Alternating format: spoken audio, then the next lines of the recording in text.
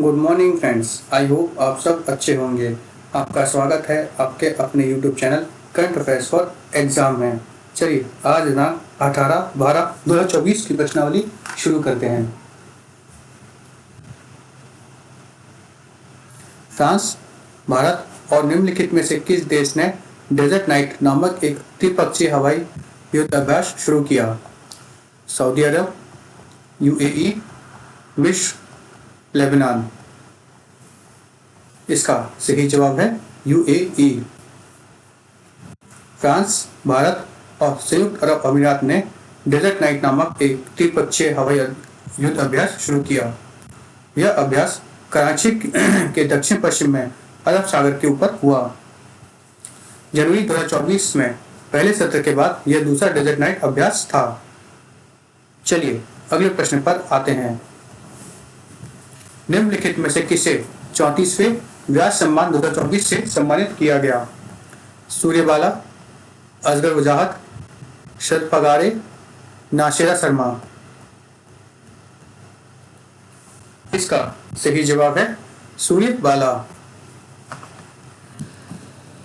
सूर्यबाला को उनकी किताब कौन देश को वासी वेनुस डायरी के लिए 34वें व्यास सम्मान 2024 के लिए चुना गया। यह पुरस्कार में 4 लाख रुपए की नगद राशि, एक प्रशस्ति पत्र और एक स्मृति चिन्ह दिया जाता है। व्यास सम्मान के बिरला फाउंडेशन द्वारा दिया जाने वाला एक वार्षिक साहित्य पुरस्कार है। यह पुरस्कार हिंदी में उत्कृष्ट साहित्य कार्य के लिए दिया जाता है। पहला व्यास सम्मान 1991 में रामविलास शर्मा को उनकी कृति भारत के प्राचीन भाषा परिवार और हिंदी के लिए प्रदान किया गया था। चलिए अगले प्रश्न पर आते हैं।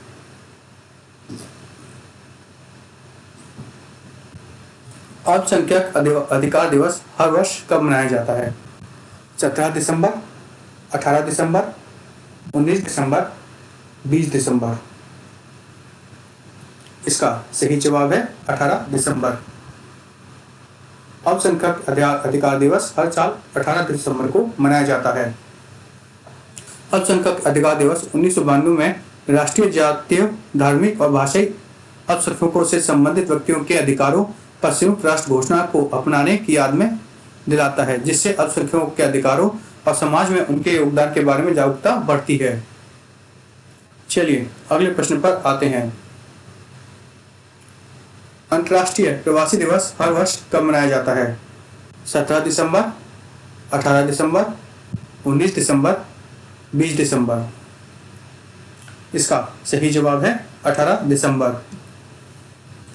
अंतर्राष्ट्रीय प्रवासी दिवस हर साल 18 दिसंबर को मनाया जाता है। अंतर्राष्ट्रीय प्रवासी दिवस संयुक्त राष्ट्र द्वारा निर्धारित दिवस है, जिसका उद्देश्य दुनिया भर में प्रवासियों के योगदान और उनके सामने आने वाली चुनौतियों के बारे में जागरूकता बढ़ाना तथा उनके अधिकारों की सुरक्षा को बढ़ावा देना था। अंतर्राष्ट्रीय प्रवासी दिवस का थीम है honouring the contribution of migrants and respecting their rights.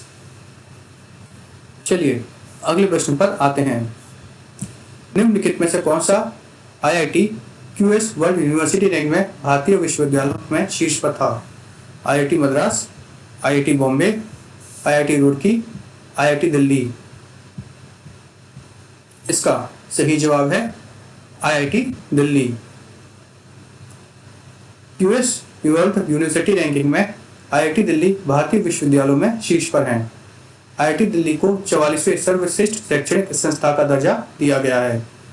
US world university ranking के अनुसार एशिया के शैक्षणिक संस्थानों की सूची में चीन की पेकिंग यूनिवर्सिटी ने शीर्ष स्थान बरकरार रखा है। चलिए अगले प्रश्न पर आते हैं।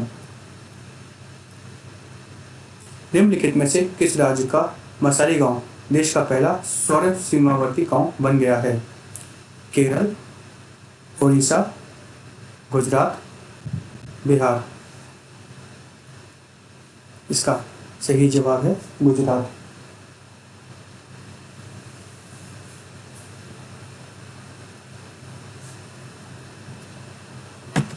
गुजरात के बनासकांठा जिले में मसारी गांव भारत का पहला सौर ऊर्जा संचालित सीमावर्ती गांव है। यह प्रधानमंत्री सूर्य घर योजना और सीमा विकास परियोजना का हिस्सा है। प्रधानमंत्री सूर्य घर योजना के तहत 800 लोगों की आबादी वाले मसारी गांव में कुल 119 घरों पर 16 रूफटॉप लगाए गए हैं। चलिए अगले प्रश्न पर आते हैं।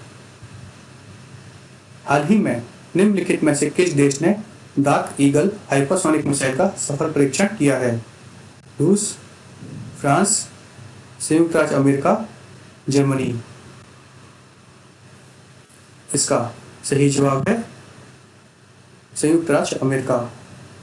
अमेरिका ने डार्क ईगल हाइपरसोनिक मिसाइलों का हाल ही में सफल परीक्षण किया है। मिसाइल ने माक 5 से अधिक की गति हाल ही में हासिल की है। चलिए अगले प्रश्न पर आते हैं। निम्नलिखित में से कौन सा देश हाल ही में दुनिया में स्मार्टफोन का तीसरा सबसे बड़ा निर्यातक बन गया है? Bharat, Japan, Singapore, Vietnam. इसका सही जवाब है भारत। भारत हाल ही में दुनिया में तीसरा सबसे बड़ा स्मार्टफोन निर्यातक बन गया है। भारत सरकार ने स्थानीय विनिर्माण को बढ़ावा देने के लिए उत्पादन लिंक्ड प्रोत्साहन अर्थात प्रोडक्शन लिंक्ड इंसेंटिव योजना शुरू की है। 2020 में शुरू की गई उत्पादन से जुड़ी प्रोत्साहन योजना घरेलू स्तर पर निर्मित उत्पादों को बिक्री बढ़ाने के लिए कंपनियों को वित्तीय प्रोत्साहन प्रदान करती है। चलिए अगले प्रश्न पर आते हैं। निम्नलिखित में से किस देश में गढ़ीमाई महोत्सव मनाया जाता है? म्यांमार, भूटान, बांग्लादेश, नेपाल। इसका सही जवाब है नेपाल। गढ़ीमाई महोत्सव नेपाल में मनाया जाता है। गढ़ीमाई महोत्सव भारत नेपाल सीमा के पास 12 जिले के बरियापुर में गढ़ीमाई मंदिर में होता है। चलिए अगले प्रश्न पर आते हैं। निम्नलिखित में से किसे वर्ष 2023 के लिए राष्ट्रीय तानसेन सम्मान से सम्मानित किया गया है? पंडित नित्यानंद हल्दीपुर, पंडित स्वप्न चौधरी, पंडित विद्यासागर व्यास, सतीश व्यास। इसका सही जवाब है पंडित स्वपन चौधरी। पंडित स्वपन चौधरी को वर्ष 2023 के लिए राष्ट्रीय तानसेन सम्मान से सम्मानित किया गया है। इंदौर की सानद न्यास संस्था को 2023 के लिए राजा मान सिंह तोमर सम्मान से सम्मानित किया गया है। यह पुरस्कार महान संगीत तानसेन की शताब्दी वर्ष के उपलक्ष्य में ग्वालियर में आयोजित तानसेन संगीत समारोह 2024 के दौरान प्रदान किए गए। तानसेन पुरस्कार मध्य प्रदेश सरकार द्वारा स्थापित भारतीय शास्त्रीय संगीत का सर्वोच्च राष्ट्रीय संगीत सम्मान है। चलिए अगले प्रश्न पर आते हैं।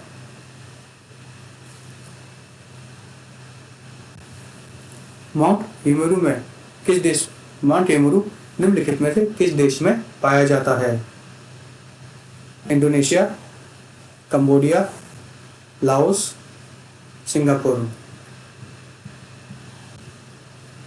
इसका सही जवाब है इंडोनेशिया। माउंट सेमेरू इंडोनेशिया में पाया जाता है। हाल ही में इंडोनेशिया के पूर्वी जावा प्रांत में स्थित माउंट सेमेरू ज्वालामुखी फट गया। चलिए अगले प्रश्न पर आते हैं। नेट साइबरब्रांड निम्नलिखित में से किस देश के लिए क्रिकेट खेलते हैं? न्यूजीलैंड, ऑस्ट्रेलिया, इंग्लैंड, दक्षिण अफ्रीका। इसका सही जवाब है इंग्लैंड। नेट साइबरब्रांड इंग्लैंड के लिए क्रिकेट खेलती हैं। नेट साइबरब्रांड 100 से कम गेंदों में टेस्ट शतक लगाने वाली पहली महिला और एकमात्र महिला क्रिकेटर बनी है। चलिए अगले प्रश्न पर आते हैं। निम्नलिखित में से किसने ग्वालियर में जीएसआई भूविज्ञान संग्रहालय का उद्घाटन किया है? श्री जगदीप धनखड़, श्री नरेंद्र मोदी, श्री अमित शाह, श्री राजनाथ सिंह। इसका सही जवाब है श्री जगदीप धनखड़। श्री जगदीप धनखड़ ने ग्वालियर में जीआईएस भूविज्ञान संग्रहालय का हाल ही में उद्घाटन किया है। यह संग्रहालय पृथ्वी के भूविज्ञानिक आश्चर्यों के प्रति श्रद्धांजलि के रूप में कार्य करता है तथा भारत के संसाधनों की खोज में भारतीय भूवैज्ञानिक सर्वेक्षण के योगदान पर प्रकाश डालता है। फ्रेंड्स, आज का सेशन यहीं समाप्त होता है। आपको हमारा सेशन कैसा लगा कमेंट करके बताइएगा तथा लाइक एवं सब्सक्राइब अवश्य कीजिएगा। धन्यवाद।